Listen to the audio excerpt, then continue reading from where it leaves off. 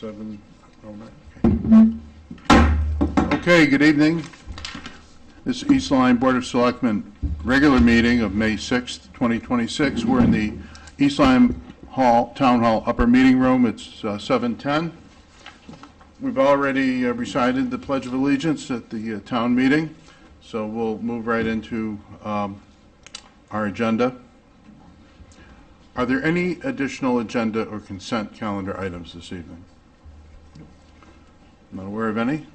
We'll move on. Are there any public delegations that would like to address the Board of Selectmen this evening? I would. Please, if you would just approach the podium and state your name and address, please, for the record. I'm Mike Schultz, Lovers Lane, East Lyme. I'm wondering if you folks could have any influence on the meeting that's coming up at the high school for, for the town meeting. Mm-hmm. You can't hear anything that's said there, whether you're in the building or whether it's on tape. It's you can't understand anyone. And plus the other part of it is that when the public's in there, it's like you're there to have a town meeting. You're there to speak to the public. And what you end up doing is speaking to the stage. You don't have the opportunity to talk to the public, to see their reaction, to some people kind of read lips. If you can't hear them, you can maybe kind of understand what they're saying.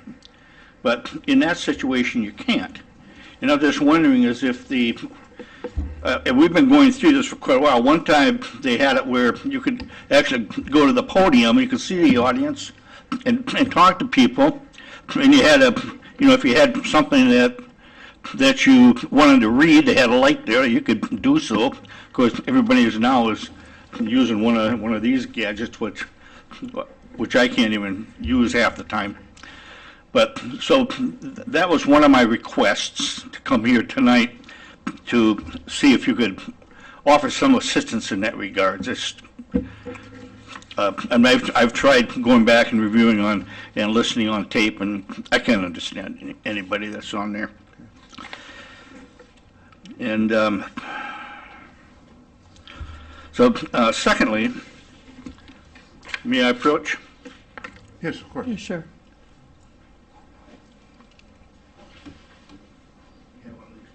Is there a podium? Yeah, so we can I'll have to look into that. Yeah.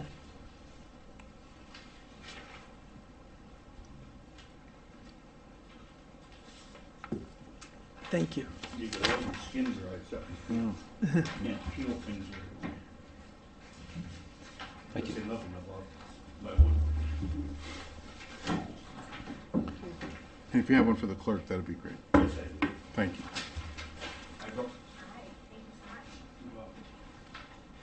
It wasn't my.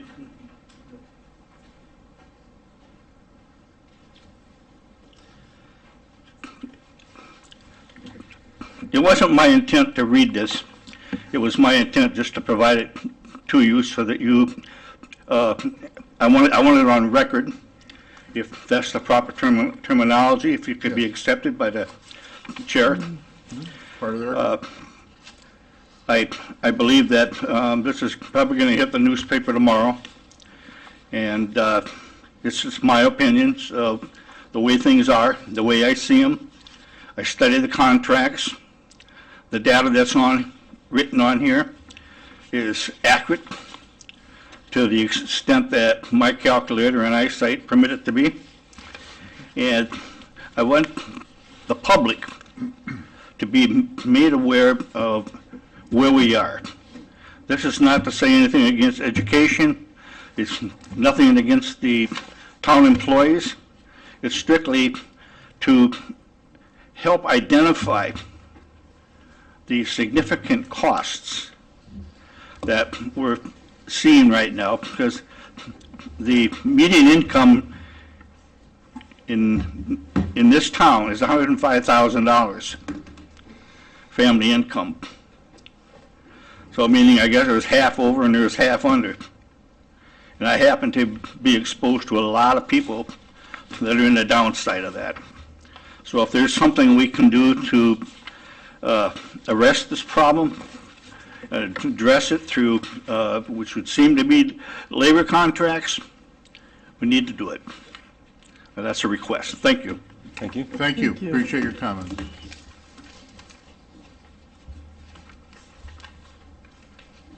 Okay, is there anyone else this evening that would like to address the Board of Selectmen?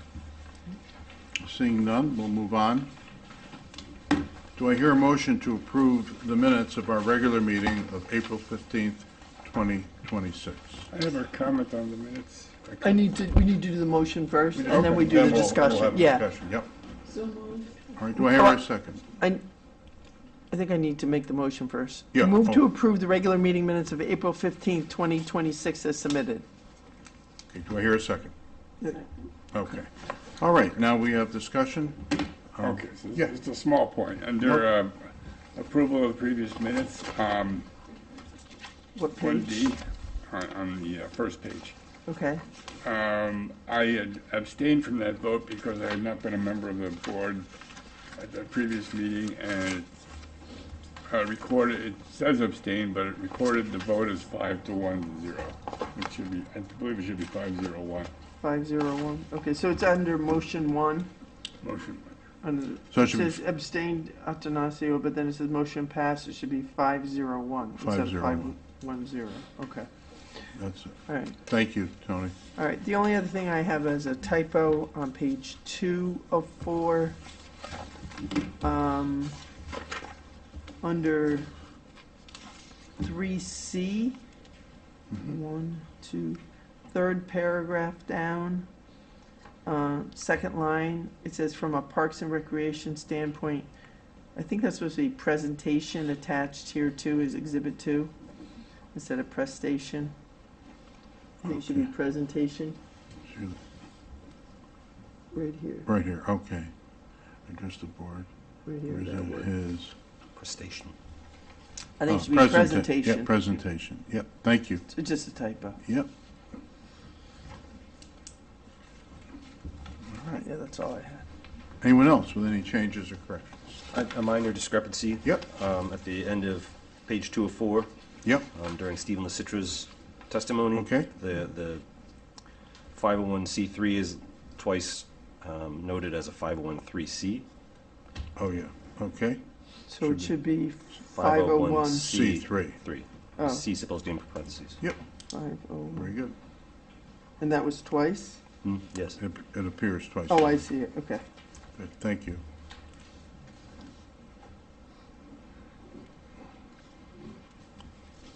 All right, You see it? Okay. you got that? Okay. All right, I think that's, Any other observations, changes? Hearing none, all in favor of approving the minutes as amended, signify by saying aye. aye. Any opposed? Any abstentions? Okay, and I don't think Candace is online. No, so it's, Do you want to move over? Susan? that's, so it's 5. All right. All right, let's see.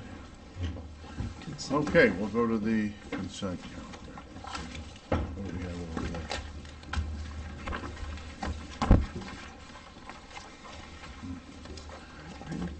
Move to approve the consent calendar for May 6, 2026 in the amount of $7,929.40. Okay, do I hear a second? Second. All right, Second. look, just some overpayments and adjustments, it looks pretty typical. Any discussion? Hearing none, all in favor signify by saying aye. Aye. Any opposed? Any abstentions? Motion carries. This evening, we do not have any old business to attend to, so we'll move right on to the new business. First on our agenda is an appointment to the Parks and Recreation Commission. There was an opening, a position expired, and that was held by Robert Tukey, He has expressed an interest that he wants to continue on the commission, and we held off a little bit because there was some questions about what was going on the board, and I think we're on our way to getting that resolved, and Rob is certainly part of the solution, not the problem, and I did my due diligence. I think the others did as well, so I'm certainly in favor of reappointing Rob Tukey to the Parks and Rec Commission. Do I hear a motion? Move to appoint Robert Tukey as a member on the Parks and Recreation Commission for the town of East Lyme with a term to expire on January 7th, 2030. Do I hear a second? Second. I have a second. Any discussion? I have a few words I'd like to Yes, read. please. Hope you guys will permit me this. It's a prepared statement, should take just a moment. Mr. Tukey is, by all accounts, an honorable man who has presided successfully over a venerable commission. The Parks and Rec Commission cares for some of the most beloved aspects of our town, assets that are as close to the character and soul of the town as you can get.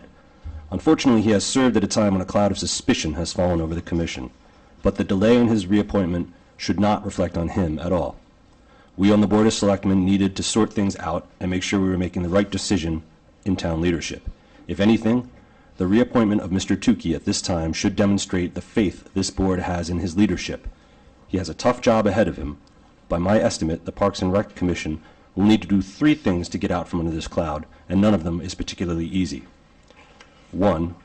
Clearly some sort of system needs to be devised whereby all groups who are reserving field space are clearly identified and known to the town. There can be no subterfuge in this matter.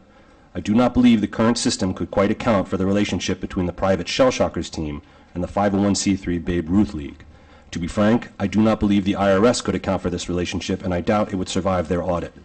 The simple fact of the matter is that a group's tax-exempt status cannot be exploited by revenue-generating organizations, no matter what the symbiotic benefits are. The IRS website states that 501c3 tax-exempt organizations must not be organized or operated for the benefit of private interests, and no part of Section 501c3 organization's net earnings may inure to benefit of private shareholders or individuals. Now this is me. Any 501c3 tax-exempt organization suspected of being non-compliant in this regard can be reported to the IRS by way of filling out a simple one-page 13909 form available online. Complaints can easily be sent to eoclass@irs.gov as well. Mr. Tukey will have to oversee the development of some new field reservation system while interacting with players that could well have these formal complaints lodged against them at any time by anybody. 2. Any member of the Parks and Rec Commission that have a financial interest in the formation of a new field reservation system should recuse himself from deliberation process and any votes on the matter.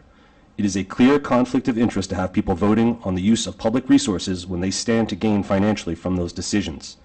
Any amount of private income raises a host of ethical concerns and will further erode public trust in our municipal government. To restore and preserve public trust, Mr. Tukey will have to talk to his commissioners and convince them of this. It will be tricky because commissioners are under no obligation to do as he asks. By definition, commissioners are to act independently. But Mr. Tukey is an honorable man. Perhaps he can prevail upon the honor of others. 3. There must be public scrutiny of this process. The past few weeks have generated a lot of public interest. I applaud the press for turning their attention to the transactions of our little town. They are providing a valuable resource to the community. I hope they sustain their attention, and I hope Parks and Rec Commission meetings are recorded and made public so further reporting can be done. Mr. Tukey is well aware of how meetings are to be run. I've seen him in action. I trust he'll make every effort to make the deliberations open for public viewing. With the reappointment of Mr. Tukey, the Board of Selectmen says we believe in Parks and Rec and that they can get their arms around this issue without our interference. We put our full faith into Mr. Tukey, and we place in his hands the responsibility to mend what has been marred. I cannot think of another man I would choose for the job, so I fully support his reappointment. Thank you, Jason. I appreciate your comments. Any other discussion? Let's call the vote. All in favor signify by saying aye. Aye. Any opposed? Any abstentions? So the motion carries, and thank you, Mr. Tukey, for being willing to serve, and I'm sure you will get things worked out to everybody's approval. It's a big job, as Jason has pointed out, but I know you're able to do it. All right, I believe Kevin Gervais is online. Do we have him? All right, the next section is approval of department transfers. Kevin, I'll ask you to, Do you want me to do the motions first? yeah, we'll get the motions and then, Okay. Move to ratify intra-departmental transfers in the amount of $640,441.04, processed for fiscal year end June 30th, 2026. do I hear a second? Second. All right, discussion. Hi, Kevin, are you there? I'm here. Okay, did you want to just give us a quick overview of why we do this and, Yeah, so we do transfers and get Board of Selectmen, Board of Finance approval. Intra-departmental transfers are just Board of Selectmen approval. That's what these are. These are within the department. So as you can see, most departments are transferring to cover overages from one account with savings from another account. So just going through the list, first line, zoning. Zoning needed to transfer money from miscellaneous supplies to pay for increased dues fees. Park and Rec transferred money to cover increased park maintenance. You can see the next three are also Park and Rec to cover various park maintenance expenses. Public Works does transfers as well to cover vehicle expenses, tree trimming, things like that. So these are all run-of-the-mill, operating transfers. If you want to go down to the very bottom, there's a few larger ones there. So we do have 2 firefighters out on military leave with the savings. And when they're out on military leave, usually they're making more, being deployed than they would from the town. So there's, we keep their benefits, but, we save on their salaries while they're deployed. With that savings, you can see we're transferring $139,860 from firefighter wages over to firefighter overtime. The line below that, we're transferring $195,000 from part-time firefighter wages to firefighter overtime. So this is to cover the anticipated overage I've calculated with the firefighter overtime. We do have one additional transfer to that firefighter overtime line that I think will get us through year end. And that's in the second motion a little later on. But with that, does anyone have any questions with any of these motions or anything? Yes. So is this something that's done at the end of every year? Well, we should be doing these quarterly. Quarterly? But we just missed a few of the quarters in the front part of the month. So there will be one more final year-end transfer that we'll do in July. Okay. So quarterly. Yep. Okay. So ideally, we should be doing these in, October, November timeframe, right around the January timeframe, and then, April, May. So we just missed those first 2. So we didn't have really too much to transfer. You can see the transfer started happening really after the first of the year. Mm-hmm. So, but going forward, we're trying to get on a more quarterly reporting basis for things like that. okay, it looks pretty straightforward. Everything balances out at the bottom line. That always helps. Any further discussion or questions for Mr. Gervais? Hearing none, let's call the motion. All in favor of the transfers signify by saying aye. Aye. Any opposed? Any abstentions? Motion carries. Point of order, there is two separate motions that need to be filed for the 2 separate transfers, I believe.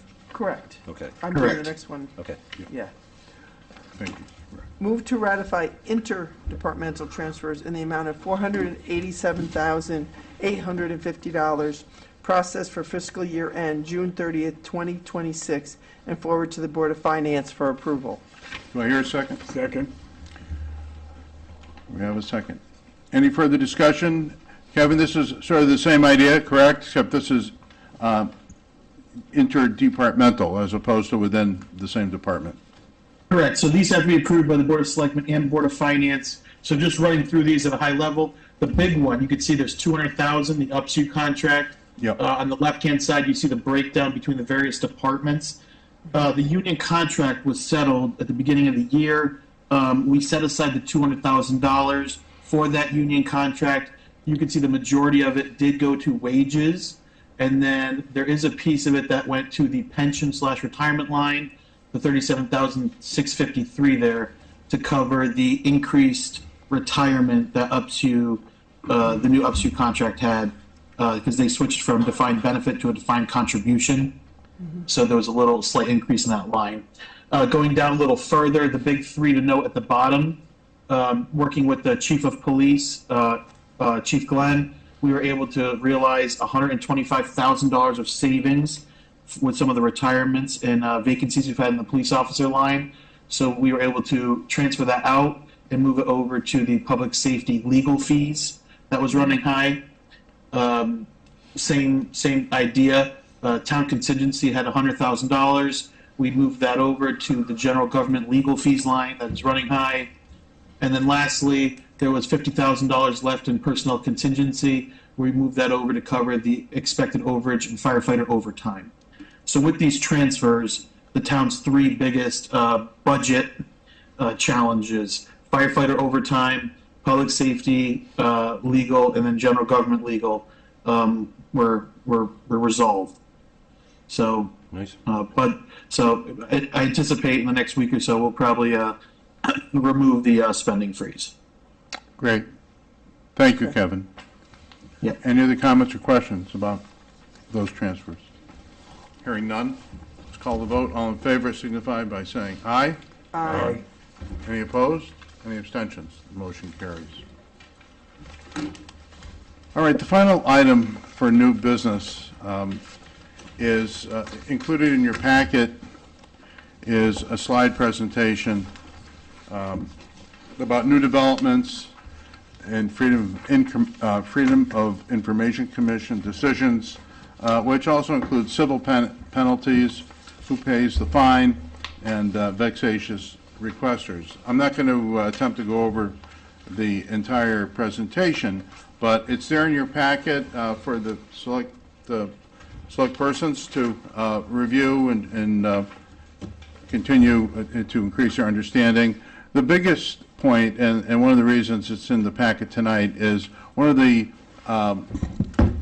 recent findings is that civil penalties of up to $5,000 can be imposed against a municipal official or employee or town attorney personally. So, if you get fined, most times the municipality picks up the tab if there's a discrepancy and there's a fine. But in certain situations, or usually when it's particularly egregious,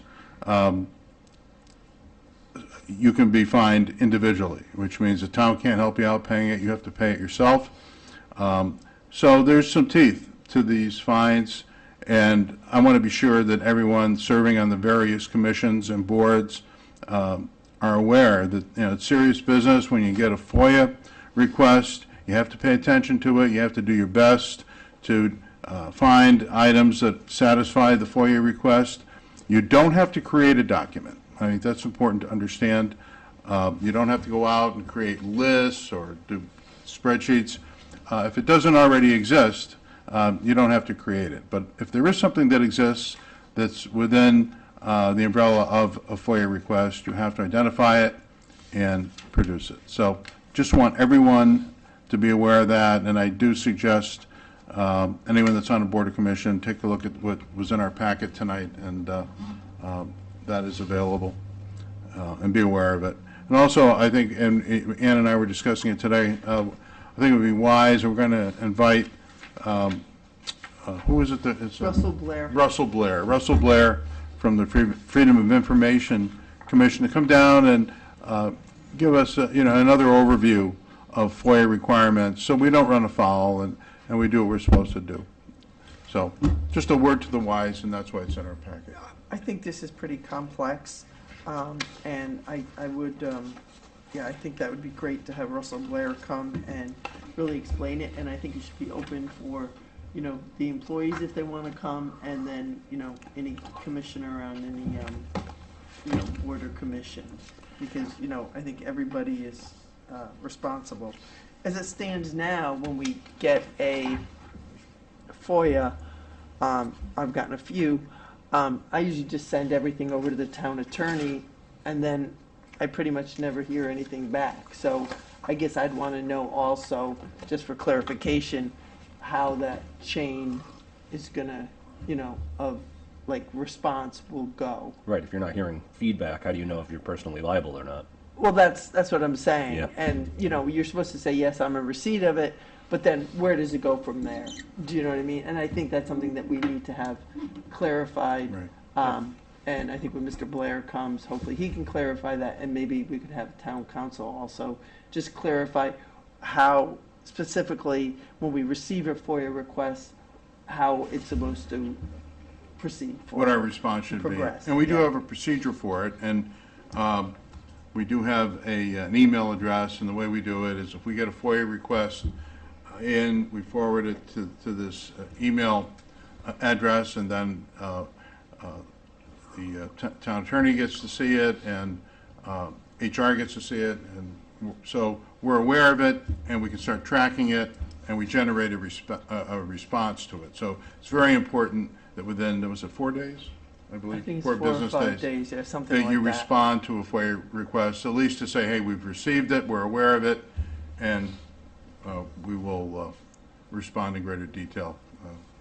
So we in the respond to future. the email and not to the specific person Right. who's submitting the FOIA request. Yeah, because so I you think just to that's acknowledge you have it, confusion. and sometimes, they're easy to satisfy, other times, there's a lot of materials you have to assemble, and it's a little bit more involved, And there but has to be redactions at times. Sometimes. Based upon, that's right. confidential information. So it is a task that all public officials and municipal boards have to deal with, but it's all part of open government, and so people can know what's happening on boards and commissions, and there isn't anything being done behind the scenes. I don't see, within these first few pages, I don't see a definite date to respond. Yeah, I didn't see one either. They may not have included it in the presentation, Yeah, but I do believe it's, 4 to 5 days. I think it's 4 days you have it's for something like business that. days. Yeah, it's a very short Is it, time. it's 4? 4. It's 4 days, that's what I thought. Calendar or business? I think it's business. Is it Business? Yeah, business, right, 4 business days, that was my thought. yeah. Yeah, this is a little bit more technical, but it's there if someone wants to look at it, and at least wanted to put it in a place where it's accessible, Yeah. and at least make this board aware of it, and they can have it, bring it home, read it over. Great. Okay.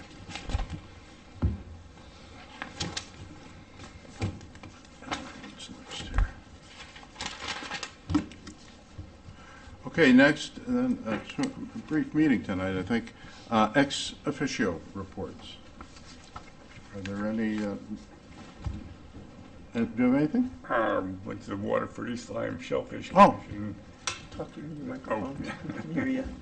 From Waterford East Lyme Shellfish Commission, and I'm just starting to sort all that out.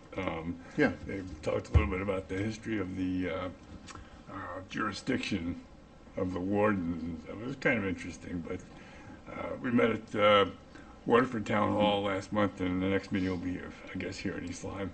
So I'll report back when I learn more. All right, let us know when they open it up, so we all go out there with our waders and get some scallops. All right, thank you. Ann? Anything? No, I did attend the historic properties meeting last night. They have some events coming up, but I don't have the dates per se. And I also attended the library meeting on Monday night, and nothing really to report.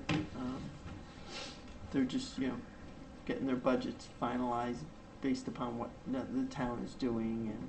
And Lisa Timothy, the director of the library, is out on medical leave, so Christopher Larson is replacing her for the time being. So Yes. they're trying to, juggle things there. That was about it for the library. Okay, thank you. Sure. Jason, anything? Yes, I have a lot. Okay. So Candace is not here, but I attended Parks and Rec Commission also. This was last month, and it was very well attended. A lot of people there, and very active and spirited public comment. Jerry reported some wranglings between the Little League and Parks and Rec, and how they were trying to come together and get some kind of workable solution going forward.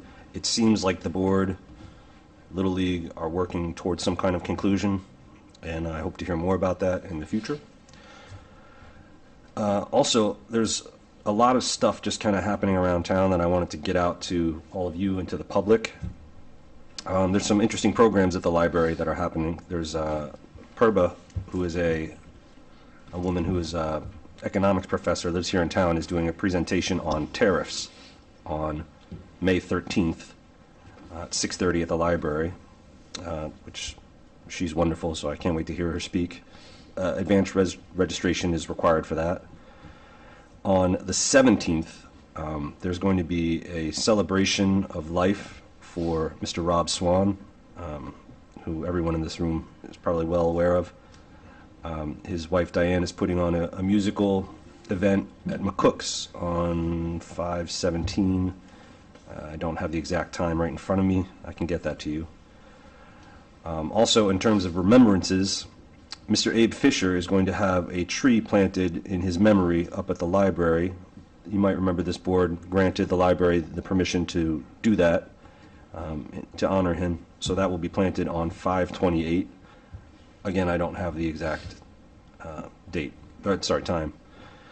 I think it's supposed to be around 5 o'clock or 5:30 Okay. is what they said. And what was the date again? The 28th, 5/28. We'll have another meeting before then, so I can get that, Yeah. for sure. And of course, the Memorial Day Parade is coming, and Memorial Day Remembrance up at the gazebo. That'll be on 5/25. And, on 5/31, there'll be the Asian American and Jewish American Heritage Months are being celebrated in May, and those two groups are represented in East Lyme's population, and they are putting together a joint heritage celebration. So if you go to the community center at 5/31, you can take part in a Jewish Asian American celebration.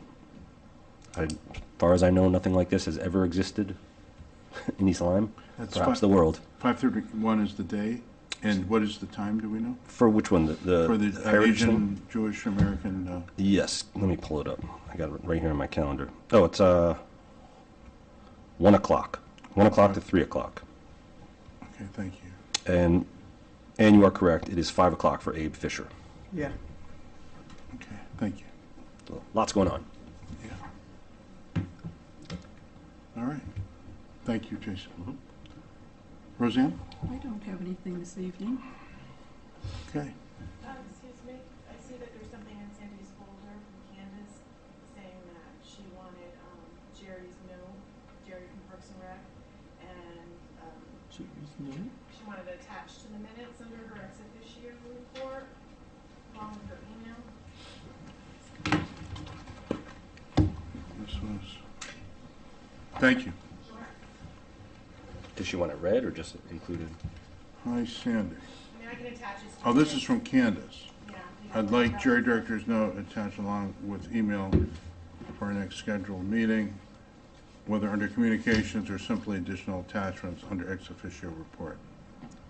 I will still note on my report for the meeting, however, given the situation, I'd like this in for the record. So, So is it from Jerry or from Candace? yeah, it's from Jerry. Can I see it? Yeah, yep. This might be what he read at the meeting. Yes. So we'll make it a part of the record. Yeah, so I was kind of vague, but apparently some electronic locks had been installed on a bathhouse at the field, and Concession stand, yeah. and he did not have, Jerry did not have administrative access, so he someone on the board made a motion, sorry, someone on the commission made a motion to remove those locks, replace them, and charge Little League, and the board voted to make that happen. So I think this is kind of an accounting of that.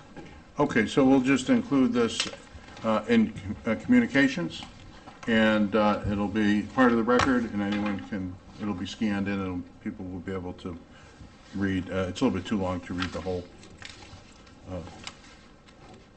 all of it, but it'll be there. And Jason did a good job of kind of boiling it down to the major concerns. Okay, so we'll add that to the record. Thank you. Thank you, Brooke. Okay.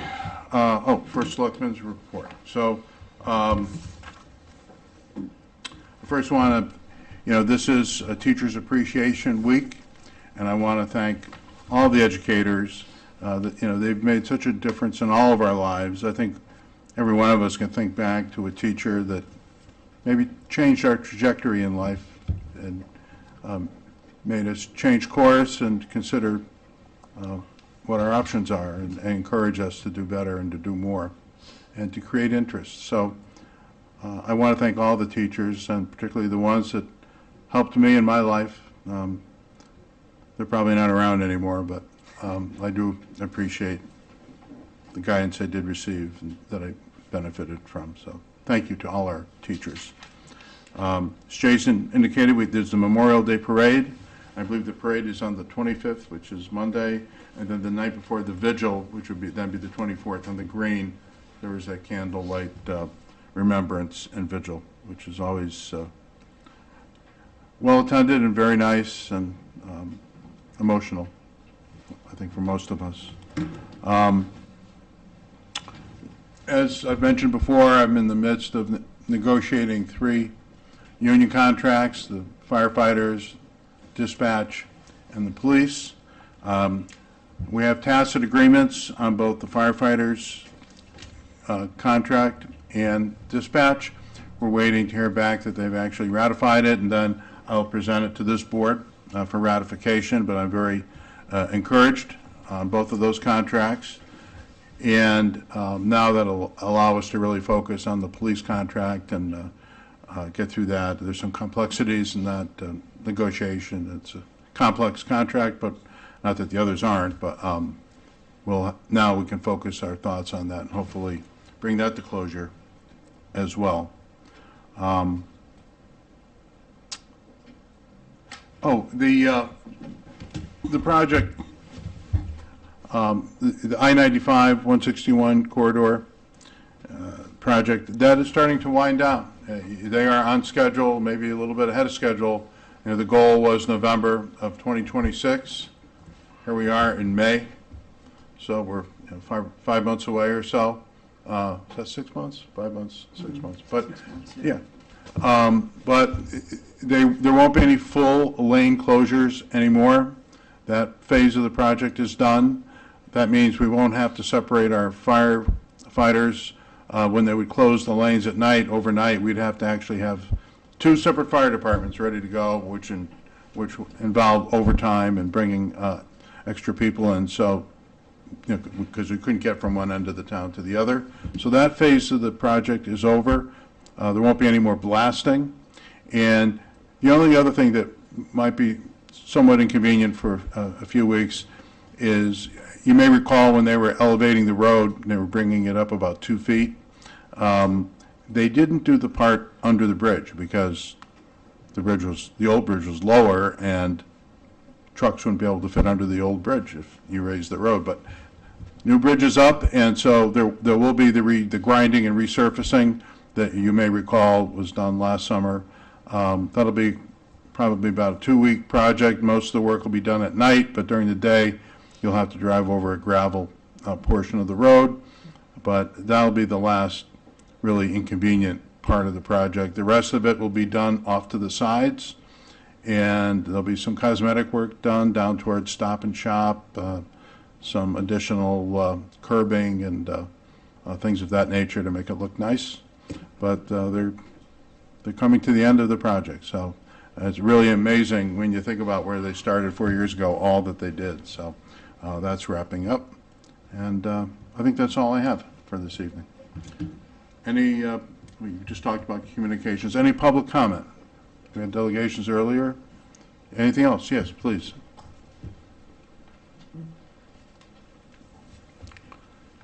Mike Schultz, Lover's Lane, East Lyme. I just wanted to bring to the attention the town charter. The last time I bought the new book, it was like $15. You could get the whole charter. I don't know what it's up to now, but there is a lot of things in that town charter that we're not following. And I'm trying to determine in my own mind why. There's a duplicity at the board meetings, the presentations.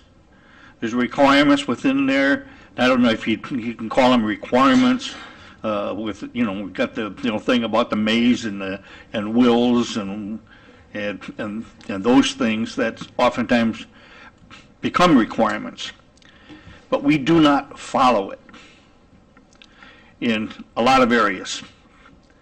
And I would just ask that a review of the processes for our meetings take place, and those that are responsible to give presentations do so.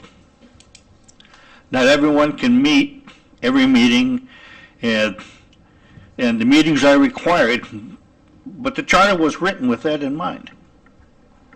So I would ask that we follow it. But if we can't follow it, then we should remove the requirements that are within it or bypass the charter, which I don't think we want to do. But let's do what we say we're going to do. Thank you. All right. Thank you, Mike. Appreciate your comments. Can I just respond? Yeah, To, sure. okay. So regarding what Mr. Schultz said about how he has trouble hearing or seeing, I guess, at the annual town meeting, which is at the high school. Right. I'm wondering if we could, because I remember before when I spoke there, so, at the podium, maybe we have people come up and speak at the podium and face the audience, and then maybe, they'd be able to hear better, because when people are speaking, it's going toward the stage, and Yeah, all the audience is behind the person speaking. Do you know what I mean? But So if you're having trouble hearing, if the person's standing in front of you, then Right. the sound goes out. So I don't know if that's possible. You know what I mean? Just have people come up to the podium to speak. maybe have them come up, maybe just come up to the podium, because Yeah. the way it's set up, you're either going to be addressing, the board that's sitting, either the Board of Finance or the Right. Board of Selectmen that's in front, and then if they have their back to the board, then I think that's a problem. The board can still hear though. But if you're, let's say the board's up Yeah. here and you have all the audience behind you, the audience really can't hear you. As Mr. Schultz is saying, you Yeah. can't hear the person speaking. So maybe if they know. did use the same podium that we use when we're up there speaking, because that way everybody, Yeah. you can see the audience, you can see the person speaking. Yeah, let's see if that might be a way to address it. We'll look into that, Mike. For town meeting, that might actually be more appropriate. than- Yeah, Yeah, that's what I'm thinking. yep.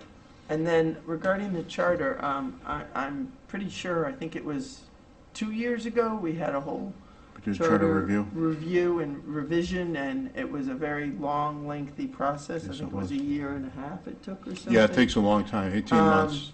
So, it's my understanding that we do follow the town charter as closely as possible, so, I would I welcome, don't know. if Mike Yeah. wants to address me offline, and if there are certain areas that you're aware of, that point them out to me, and we come into my office, and I'll take some notes, and we'll try to do a better job.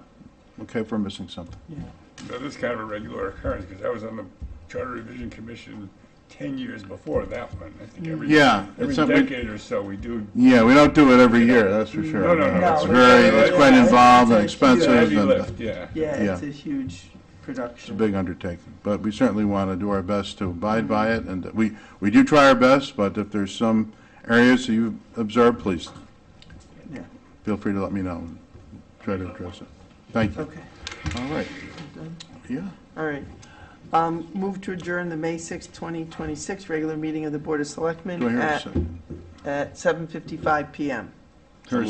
We have a second? Okay. Second, yeah, sorry. Yep. All right, all in favor? All right. Aye. Any opposed? We stand adjourned. Thank you. Thank you.